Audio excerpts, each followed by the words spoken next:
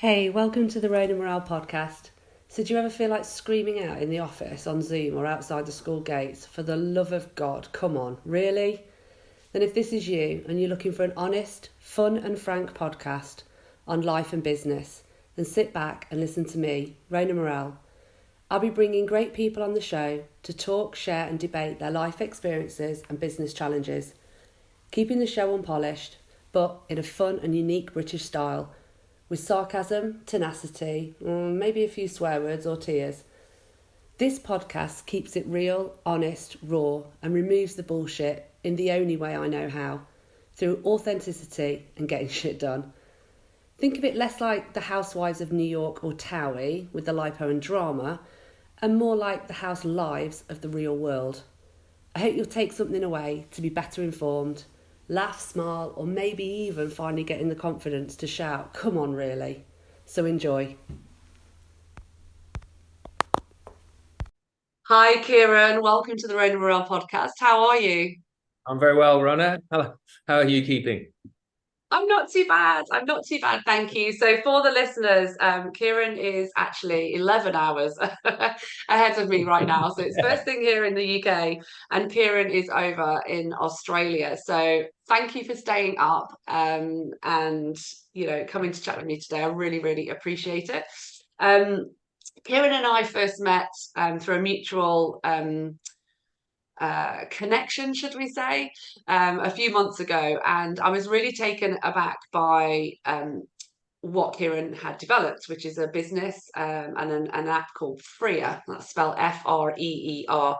And that really came from like understanding there was a real life challenge for many people around things that we buy and things that we use versus essentially some things that we just don't touch and are in the cupboards for 99% of the time. And so with Kieron's kind of British Army background, a lot of grit and determination, a plethora of people kind of saying, oh, that won't work, and some dodgy app developer, and I'm sure we'll come on to all of that fun stuff. Kieron's really focused his determination to bring community connectivity and convenience together in this app. So, Kieron, welcome, and yeah, over to you. Please tell me more about the app, where the idea came from, and how it's going. Thank you. Yeah, Rona, firstly, thank you for allowing me the opportunity to come on your podcast. I'm delighted to be here. So we are 11 hours ahead, but it hasn't always been that way. Up until about 18 months ago, I was living in the Channel Islands, and really that's where the genesis for Freer started. The best way to describe it, I was doing one of those drudgery Sunday afternoon tasks where I was cleaning up leaves off the back garden deck, small deck that we had in the back garden. And it was like every leaf had landed on my deck. And I'm not just talking about the trees in my garden. It was like every leaf, from neighbors and everywhere. I'm sweeping up thinking this is just a terrible, terrible job I'm having to do on a Sunday afternoon. And the leaves were blowing around and everything else. And I thought to myself, first, I said, I need to go and get one of those leaf blowers. And I thought, well, actually, I don't really need a leaf blower because it's just going to send it back down the garden and come back again. So I thought I need one of those leaf sucker hoover mulcher things. So jumped in the car, as probably I did in 9 out of 10 times, and started to go to, B&Q. So there are other DIY shops available, and started to go to the DIY shop. And I just suddenly thought, I said, oh, hold on, maybe I know somebody who's got one of these. As you might imagine, in a small island in the middle of the English Channel, it does get a bit windy and there's lots of trees and leaves. And I thought, I wonder if I know somebody. So I jumped on the WhatsApp group from school, the dad's group, and put the message out there. Did anyone have one? And no. The replies came through. And eventually one of the guys came back and said that he didn't have one, but he was certain that his brother had one. And I'd met the brother on an occasion. Yeah. And so he connected us. So that's the first thing. He connected us. And this guy didn't live that far from me. So I made contact with him and said, do you have a leaf mulcher sucker thingy? And he was like, yeah, come round. So hopped in the car, went to his house, got said equipment, came back and hoovered up all my leaves, emptied the bag, put it in the corner of the garden. And I think, oh, right, job's done. So I wiped the thing down, grab a bottle of wine, on my way back to his house. I'll be honest, it was about £12. Perhaps not the most expensive bottle, but anyway. And took this Talking bottle to of a wine. woman based in the Midlands, that's like expensive. Yeah, well, so I took it was from M&S. So I took the bottle of wine back, right? And he was delighted, right? He was like, "Oh, mate, you didn't need to, etc." And I was like, "Yeah, but thanks, man." So I got home and then kind of realized and think, oh, I've just probably saved myself 130, 140, 150 pounds on using something once, for a couple of, well, maximum a couple of hours in total, including the journey. And I don't really need one of these things. I only need it once a year. And I actually went back and looked in my garage, and I was kind of aghast at the amount of things that I owned that I really hadn't used. And it just struck me as I looked around at the camping gear and the bikes and the sledge and the bike boxes and all this stuff. It was all quite, as you can see, I've got some army stuff on, so it's quite nicely arranged. but it was just a colossal amount of, if you like, things that I'd bought, right? And that, in theory, I'd spent money on. And there have been thousands of pounds. And I'm looking around going, well, I haven't used that for 3 years, and I haven't used that for 2 years. And I thought to myself, why do we do this? And in many respects, it's one of those, I think in some respects, we've lost a little bit of sense of community of where it used to be, right? The way things used to be almost in a, small suburban village kind of way, where we used to borrow things from our neighbours. My dad used to send me up the road to Mr. Bryce's house, and he had everything. And I'd go and get the stuff from Mr. Bryce, come back, and my dad would send me back with some home brew, and everyone was happy, right? So it wasn't like that. And we seem to have lost some of that connectivity in our community. And that enabled us to do what I just described, like borrow things from each other. Now, when the advent of that was, I'm not quite so sure, but it's definitely happened. So I can remember it as a child, and here I am, much older, and I'm thinking, well, that's really where the essence of this is. It's about connecting communities. And actually, it was much more convenient, and to use that word, to go to Mr. Bryce's house in the, back when I was a youngster and get something and come back than it was to actually have to go and buy it. And that's really, how Freya started, just from that story. So that was probably 4 years ago. And I really resonate with that. There is that kind of, I look in our garage and in most homes, and watching recently, there's a program in England now called The Repair Shop. And I always say to my hubby, it's awesome program. And I always say to my hubby, now just imagine that, but just for your everyday items. And actually, I live in a village. So if we had that community hub where there's someone who, can do the maintenance, like to tinker around with things. And you've got all your garden tools and accessories and your camping gear. I said, it'd be amazing, because then essentially we could save space. We don't need to build such big homes. We don't need the replication of the items and the consumerism side. And you're right. I think there's that, it's mine. There's that kind of, I'm not lending it out, or what if? It's definitely gone. Yeah, and just to support that, I read somewhere that the average drill is used for 4 minutes a year. So I don't know, I can't just do the maths off the top of my head, but I believe that, there's tens of thousands of minutes in a year, right? And you think about, maybe you've got a drill, right? But how many drills would actually be required in your village? Well, probably one, if you used it, in an economic way, right? Exactly. And that applies to many things, right? So I'm not suggesting there only does need to be one, but sometimes you just need something in the moment. And the way that we seem to have gone in, our societies tends to be, well, I'll go and buy that, and then it goes on the shelf, right?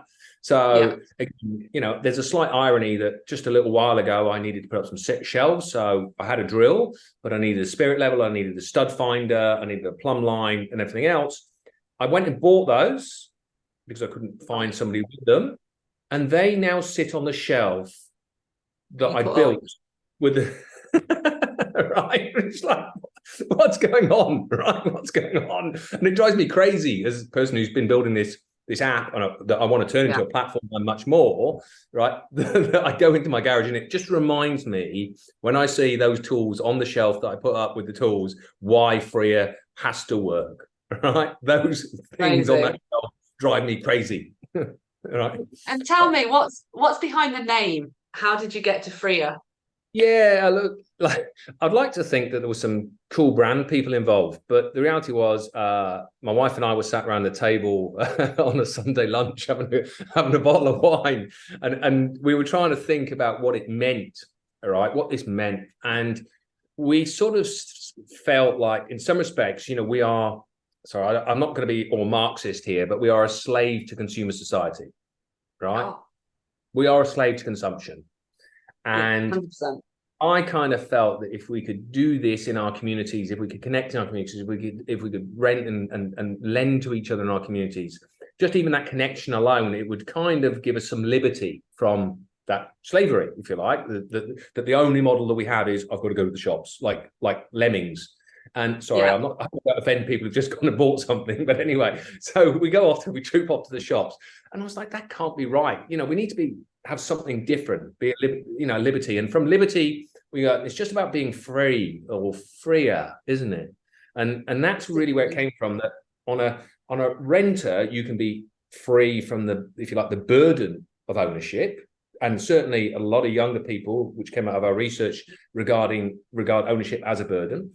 And the fact that I spent thousands of pounds and was getting no economic return on my things meant that I was not free either, right? And that if I made some money on what I've got, it doesn't have to be a fortune, but if I could make some money on what I got, then I would be freer. So maybe I can go and spend that money on something I really wanted, or or an experience, or do something else, right?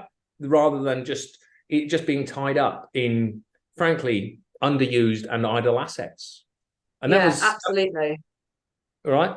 And that's how, Because when you think about, because I guess when people. you think about it, if that was a business, like you say, if you were running a business and 99% of your assets weren't used, what would you do? Yeah, right. What would you do, right? You'd think it was absolutely crazy. If I gave you £250, right, to buy, I don't know, some piece of equipment, whatever it might be, and you used it once, right? If you do it personally, we seem to accept it. But if you were a business and doing that, you go, well, that's not a very good return on investment. Why would I do that? Right? And yet we don't seem to coordinate that between our personal lives and business lives, right? And think that way. When I believe we should. And actually, I further believe, and I'm not trying to say everyone should rent items and lend and rent. I think free is about inserting itself into the decision-making process. So the first point would be, maybe like you, and you go, do I know someone who's got one of these? The answer shouldn't then be, no, I don't. I'm going to run to the shops, right? Maybe there's another decision point is, oh, would I be able to connect with somebody who's got one of these? Can I find one of these in our community? And our research said that almost 78%, almost 80% of items, when we did the research, those items exist within 3 miles of where we live. So that's physical community. 80% of items exist. And yet, on the other side of it, 25% of items that people own are only used once a month, right? Yeah. And it's a staggering number, right? So, and I know there's car sharing and all these kind of things, and people talk about, cars sitting idle. Well, what about all that stuff in your shed or your garage or whatever it might be? It's idle a lot more than that car outside your house, right? No, exactly. So that's where it comes from, So all things being equal and going, well, that's just a no-brainer. Like, why wouldn't we be doing that? Yeah. How are you working? Tell me a little bit about the kind of third-party app developer and kind of what went wrong, and then what's going right now. Like, what are some of the wins that you're having? Okay, so look, the reality was, we started the research 4 years ago, really, or the idea was generated 4 years ago, because it's kind of autumn winter for you guys, so it was exactly the right the time when leaves were coming down. And I took that into research, and I did that in Jersey, where we were, in Richmond, and in Wilmslow. And so it was quite, it was a thorough piece of research, and a lot of people came back and they told us that, again, it was 68% of people said that they would be lenders and renters. So I thought that was an interesting insight, that people were prepared, for the most part, to be on both sides of a marketplace. So I thought, well, that's interesting. How do we make that work then? So that was the first piece of figuring that out.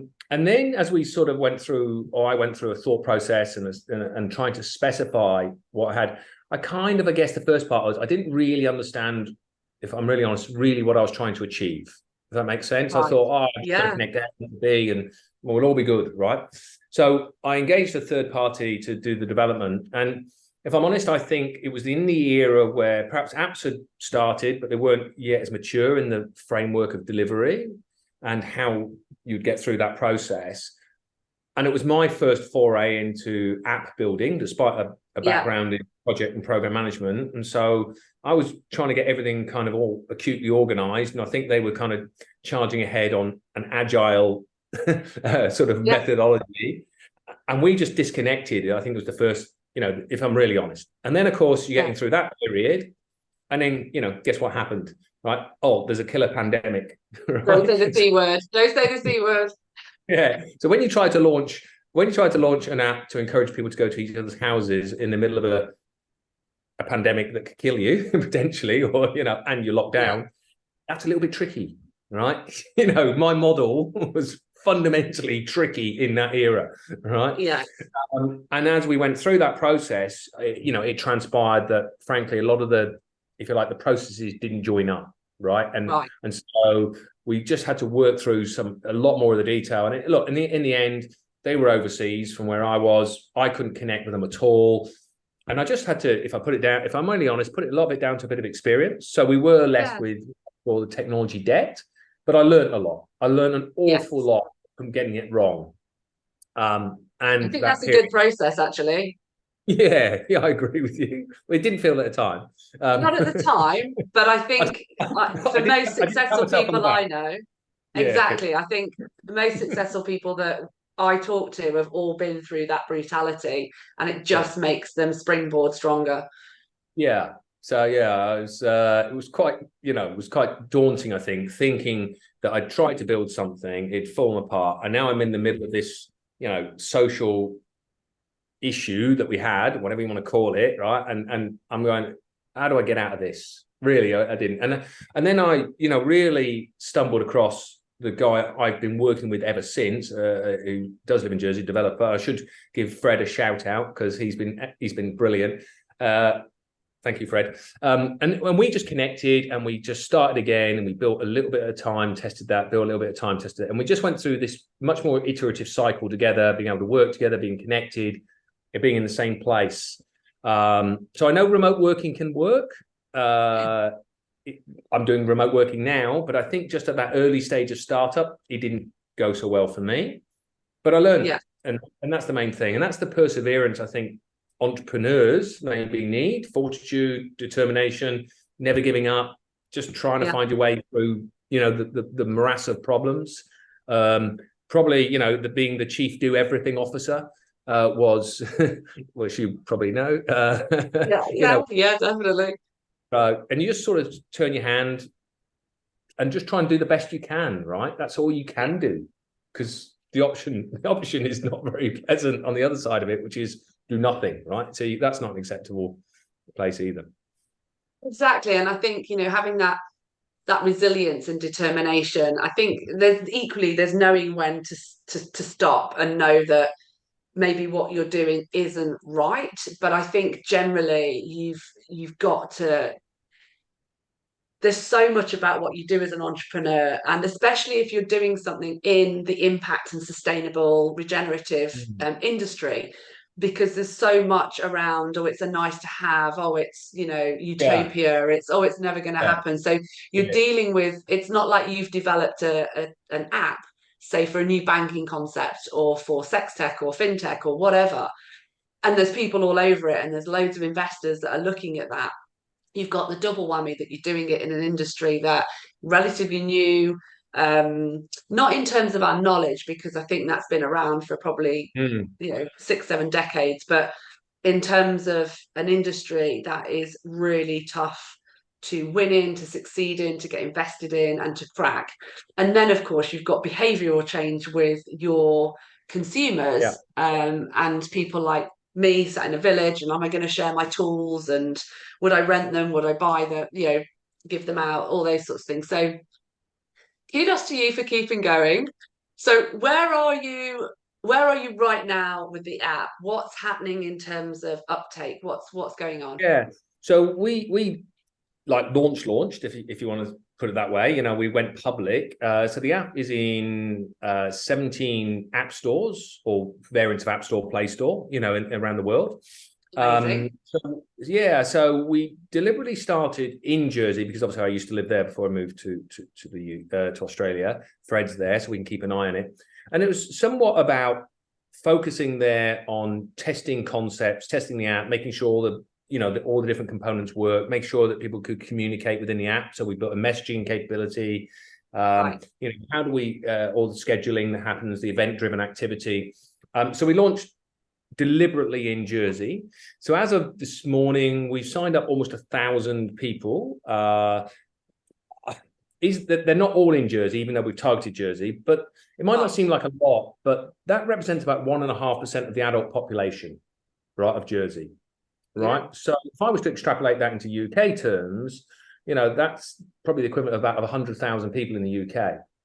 Exactly. So yeah, so it's going right, and I haven't spent a huge amount of marketing. I think a lot of it we have done some social media marketing, but a lot of it is word of mouth. And so we're able to recruit people, right? That's good. We're able to get users. And by the way, I didn't know that people downloaded apps and then didn't register. So that's a new thing for me as well. That we've had like 1,600 downloads, but 1,500 people 1,000 people register. So that's an interesting thing to explore. So now we've just started the cycle of trying to activate those users and bring to life some of the experiences, because that's what it's really about. Of course. I use I'm making this up, but I use somebody's drill and this is what I did with it, right? And trying to get that user engagement and, if you like, the user content into the app, because it's all about fundamentally, what did you use that item for and how did you use it, right? So there's that piece of it, which maybe some people use things in a way that you don't think about using them, right? So I recently saw one of my neighbors out cleaning a fence, but with a brush attachment for a drill, right? Yeah. And you do something and it cleans your hedge, right? And because I'm probably a bit gobby, I said, look, do you mind if I use that sometime? And I mentioned if only there was an app, etc. And so that was a great product. Yeah, of course. There's only a great product, right? So it's how people use things is the first piece of that.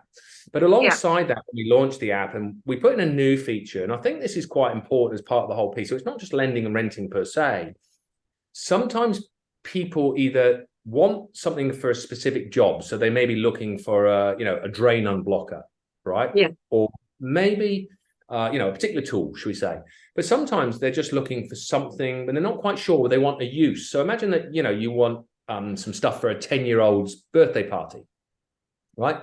So we built a request capability that people can pump out a request to their community to say, has anyone got any ideas for, in this case, a 10-year-old's birthday party?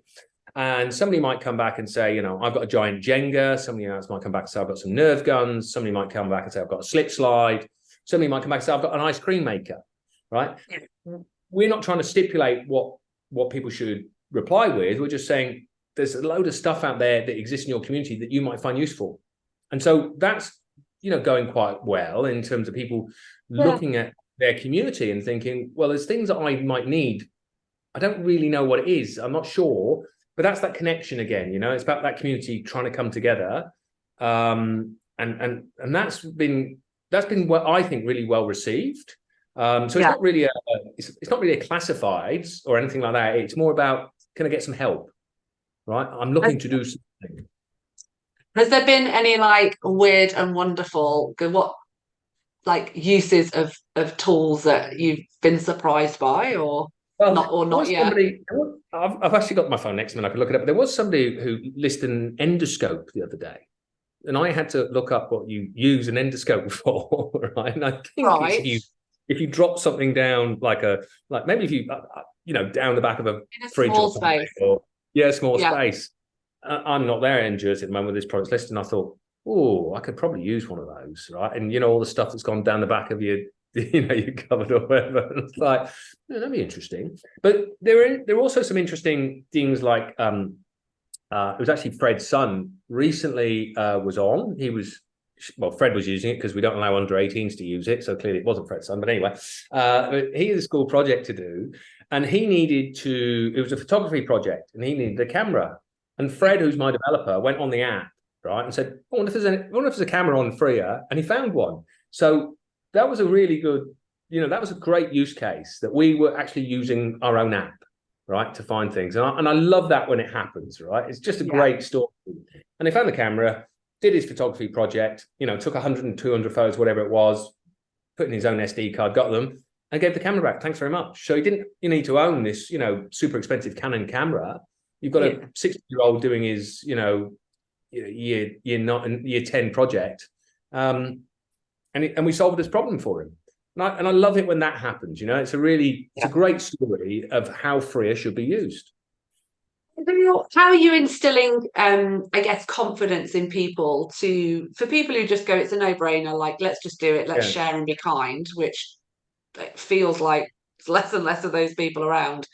How are you instilling confidence in these people to say, well, I'm going to lend you my, petrol lawnmower or whatever? How does that work? Yeah, so that's it. Look, that is fundamentally, if I suggest that there's one speed hump in this whole lending and renting, it's that, right? Now, if we go back to that story about my dad sending me to go and get the stuff, that happened in my community on my street. So we kind of, nothing was ever really going to happen because we were all connected. So the first thing it came out really, really strongly, Rona, in the research, right, about trust and security and those pieces, right? It came out in every location. So we've tried to think about how we build that into the process.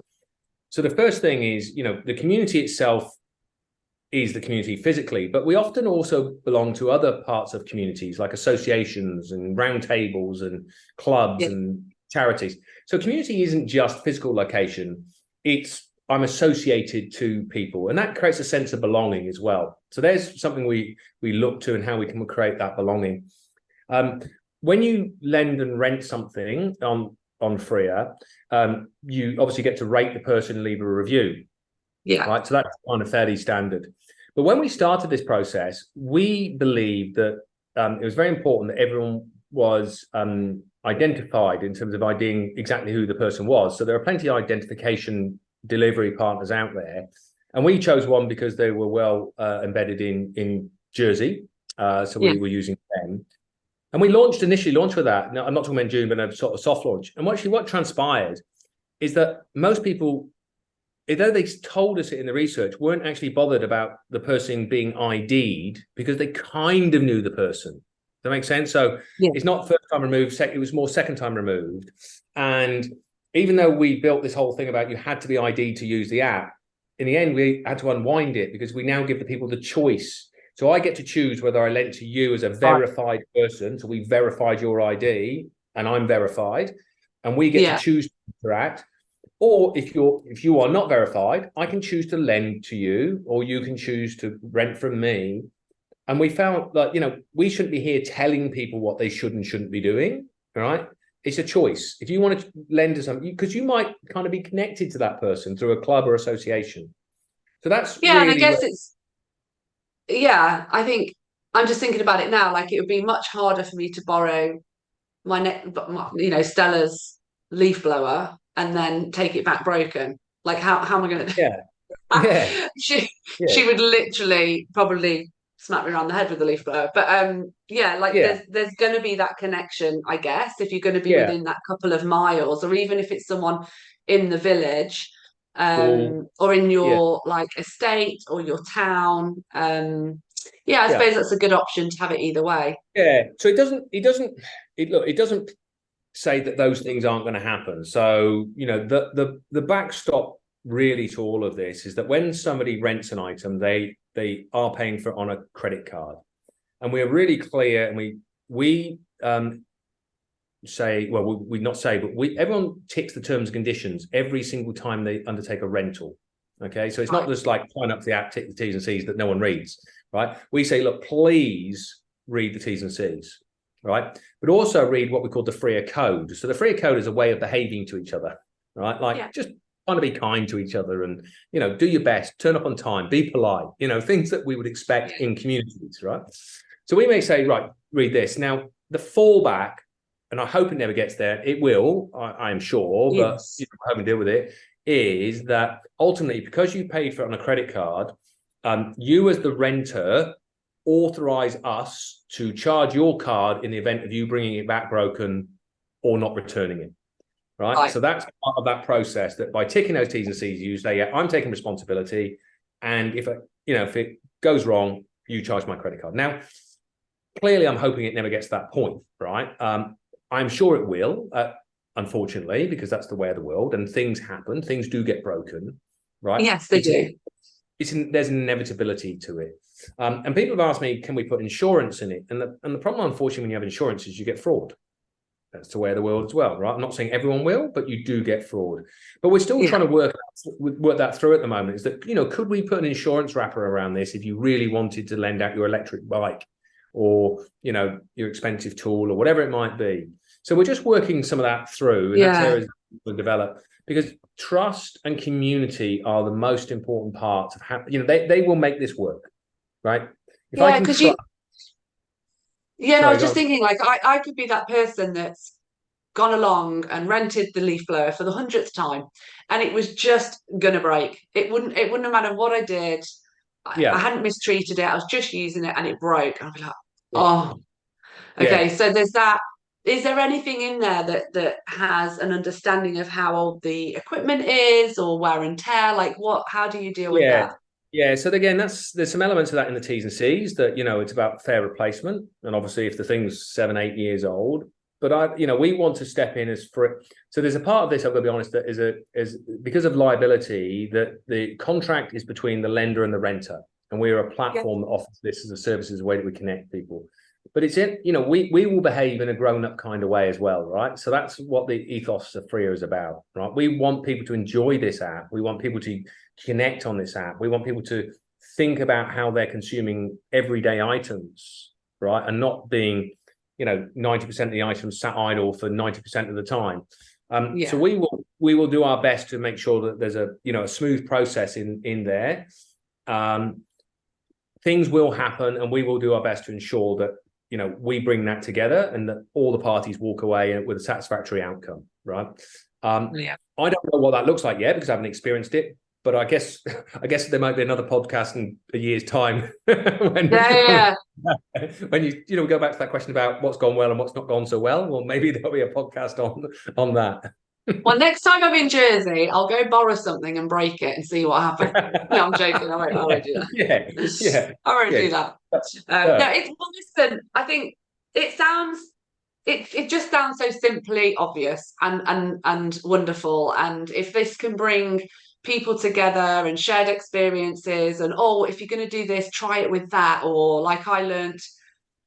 I was from a friend, and I was cleaning the Hoover out, with the sponges and that. Just throw some scent on it, and then it smells like amazing. And if it can bring all of that feeling back together, that would be great. If it can stop the amount of consumerism, electronic and waste, which is huge, then I'd certainly be I'll be looking out for it in England for sure, because I've got a garage full of stuff that we might be having to sit down with our husbands. I'm thinking that sounds a bit of a sexist comment, but to kind of get them to break free from their relationship of their garage goods. But definitely. But it's amazing, and I generally wish you the very, very best of luck with the launch of the app, and I'd love to keep in touch. And if anybody wants to go online and have a look, I guess they can just go into the App Store, download Freer, that's Freer. And just last word to you, Kieron. Thank you for coming on. Is there anything that the community or the listeners can do for you? Oh, look, thank you. I mean, firstly, we are embryonic, and I would just say, if it's not, I'd still say if Freer isn't quite right for you, just think about how you consume everyday items. You probably do know that person through your existing networks who might have the thing that you need, right? And look, my personal mission is to leave the world in a better place than when I came into it. So for every wheelbarrow rented from a neighbour, one is not dug out of the ground as iron ore and shipped and packaged and moved around. That's a win, isn't it? Right? That's the way I look at it. Right. So that would be my request to any of the listeners, is just give it a go. Right. Be open to being freer. No, I love that, and thank you. I think that's a really fair call out, is just think before you go and buy. I mean, like you say, if I save £100 and I get an experience with my family, that's just a triple win. So thank you so much, Kieron. I've really enjoyed the session, and yeah, I look forward to keeping in touch and seeing what happens. Thank you, Aaron. Thank you so much. So that's it. You've made it. The show's over. Thank you for being with us. I hope you've been able to take something away, maybe solve a problem, or just know you're not alone. Here's hoping it made you smile with a few laughs along the way. Please feel free to find me on all social media channels, and you can subscribe to my YouTube channel. Just search the Road and Morale podcast. Have an awesome day and see you next time.